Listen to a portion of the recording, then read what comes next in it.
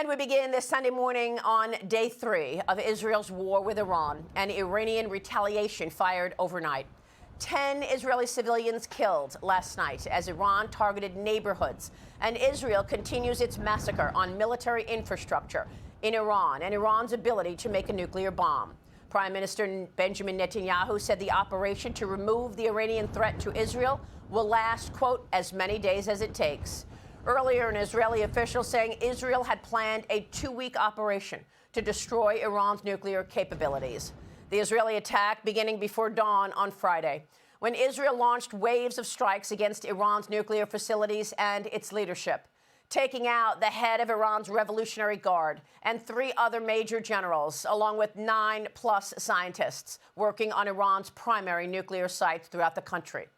Israel saying 3 out of 4 of Iran's nuclear facilities have been diminished or destroyed, as Israel struck so far 250 targets and 720 components. A major nuclear facility still exists in Iran underground with enriched uranium. Iran is firing back and has picked up the retaliation overnight and the weekend, first sending 200 missiles into Israel, killing 3 people on Saturday and then another 10 last night. The Israeli defense minister said yesterday Tehran will burn if it continues to fire missiles at Israel. Here's Israeli Prime Minister Benjamin Netanyahu yesterday. We paved the way to Tehran, and our pilots over the skies of Tehran will deal blows to the Ayatollah regime that they cannot even imagine. And I can tell you this, we have indications that senior leaders in Iran are already packing their bags. They sense what's coming. I'll tell you what would have come if we hadn't acted.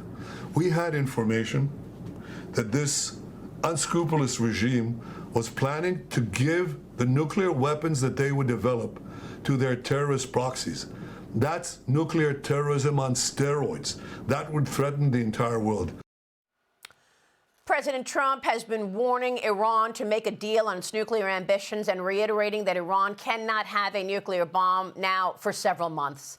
Back on April 12th, the president gave Iran a 60-day ultimatum to make a deal. Israel attacked Iran on day 61, which was this past Friday. And as far back as March of this year, with President Trump in office for the second time just a month and a half, the president told me directly he sent a letter to the Ayatollah Khomeini trying to achieve a peaceful outcome. The people of Iran are great people, but they had a tough regime, and they'd meet and they'd be shot in the streets. I mean, it was a tough deal. But I would rather negotiate a deal. I'm not sure that everybody agrees with me, but we can make a deal that would be just as good as if you won militarily. But the time is happening now. The time is coming up. Something's going to happen one way or the other. I hope that Iran, and I've written them a letter saying, I hope you're going to negotiate, because if we have to go in militarily, it's going to be a terrible thing for them. You wrote a letter to the Khomeini? Yes. The leader? When did you send the letter? Yesterday. And you said you better negotiate, or we want you to negotiate? I didn't say you better. I said, Okay. I hope you're going to negotiate, because it's going to be a lot better for Iran. And I think they want to get that letter. The other alternative is we have to do something, because you can't let them have a nuclear weapon. That was on March 9th. Joining me now from an undisclosed location is the exiled Crown Prince of Iran, His Royal Highness Reza Pahlavi. Your Highness, thank you so much for being here today. What is your reaction to this conflict?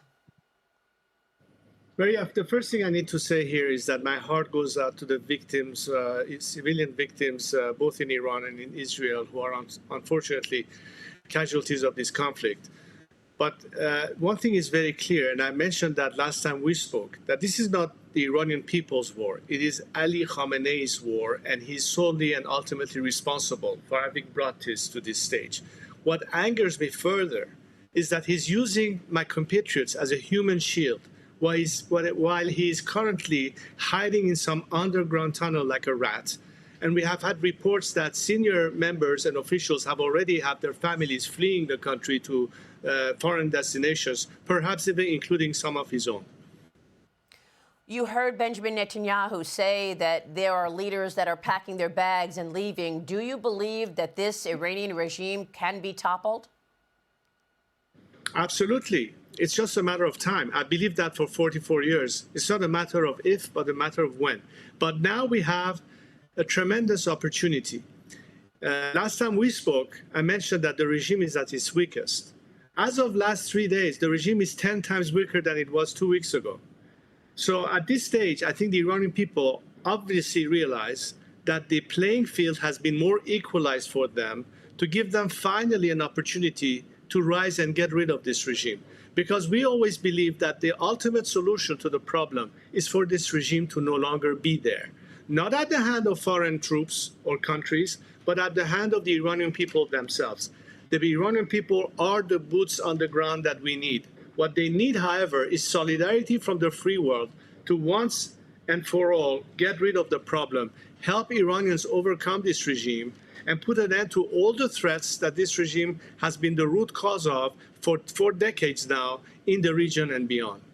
Do you think the rest of the world, the free world, will heed that call and come to the aid of the Iranian people? What would you like to see? What I like to see is for the world to know that the only way you can have less threats for the economic stability of the world, have less casualties of innocent victims here and there, have an end to all these threats, including the nuclear threat, is to eliminate this regime. The sooner they come to this conclusion, the sooner we'll be rid of the problem and we can all breathe a sigh of relief. The Iranian people are willing to do their part. In fact, they've done this so many times with no help whatsoever, but they're willing to risk life and limb in order to finally overcome. Last night, people on the streets were angry, chanting death to the dictator yet again. They know who the enemy is. The regime has been giving them slogans of death to America and death to Israel for the past 4 decades. And Iranians have been responding, they lie to us when they say it's America. Our enemy is right here, meaning the regime. And fortunately, I see that more and more people, public opinion, media, and foreign governments are finally making a clear distinction between the people of Iran and the regime. And that's key. That tells you right there that the solution is in front of your eyes. The Iranian people are your solution, not negotiating with a regime that cannot be trusted. Case in point, the latest report of the IAEA. They are not to be trusted. And I've said that so many times already. And you've said also that the Iranian leadership is at its weakest. How would you assess, based on your own knowledge of this, how would you assess the nuclear capabilities today? Well, it certainly has been tremendously set back. But the whole point here is that how much more time do you want the regime to catch a second breath and come back online? How many times are we going to yet again throw them a lifeline? How many times are we going to allow them, as they were going down in their ability to spend money on their proxies or for repression machineries at home, to get access to more funding that they shouldn't have had?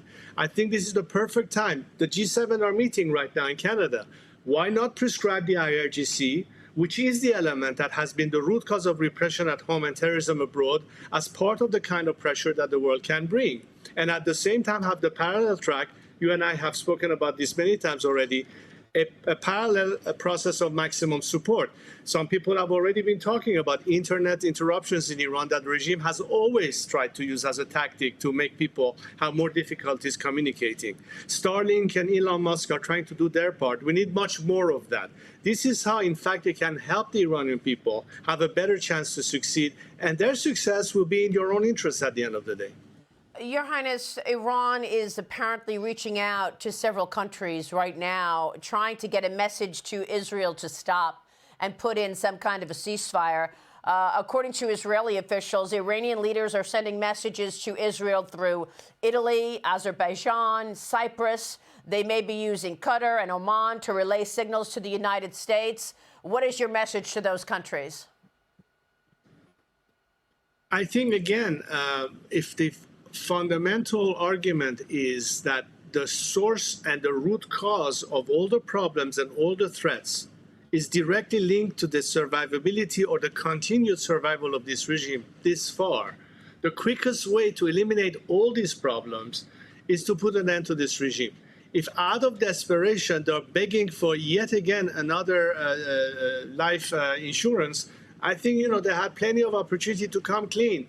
And they haven't. And the minute they get a chance, they will go back to their old tricks. They're only trying to buy time. This is a pattern that has been many, many times observed by this regime. Every time their back is to the wall, they try to come across as, okay, now we are willing to consider it. But the minute they get a chance, they go back to their old ways, which is why I'm saying it is not a reliable formula. You will always be in anxiety of how far can we rely on this, how far the negotiation could succeed if they were to resume. And at the end of the day, you still have the same problem in place, because let's say, for the sake of argument, and we talked about this before already, let's say there is a deal on the nuclear issue.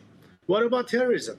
What about funding of the proxies? What about radicalization? What about all the other aspects that this regime has been involved with? What about their funding of radical groups in Europe and in the United States on university campuses, fomenting all this kind of anti-Semitic rhetoric and whatever we have seen?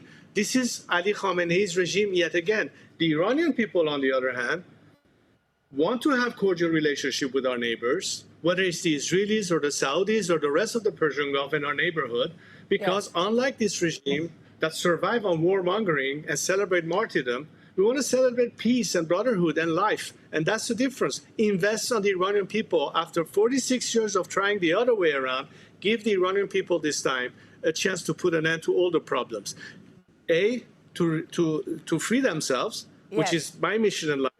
To it, but we need the world to understand that which side of history will they be standing on this time. Your Highness, you wanted to give the people a message in Farsi. Thank you so much, Maria. همیهنان عزیز، فرصت غنیمت هست که در حال حاضر با عقب نشینی نظام و تضعیف خیلی بیشتر از هر زمانی یک فرصت استثنایی هست که بالاخره کار رو به دست خودتون بگیرید و نبرد نهایی رو پیگیری بکنید. هرچی بیشتر متحد باشید، هرچی بیشتر فعال باشید، هرچی بیشتر در خیابان‌ها باشید، مطمئن باشید که ریزش‌ها هم بیشتر به سمت شما انجام خواهد شد. Your Royal Highness, thank you so much for being here, and we will be watching your work. Thank you, sir.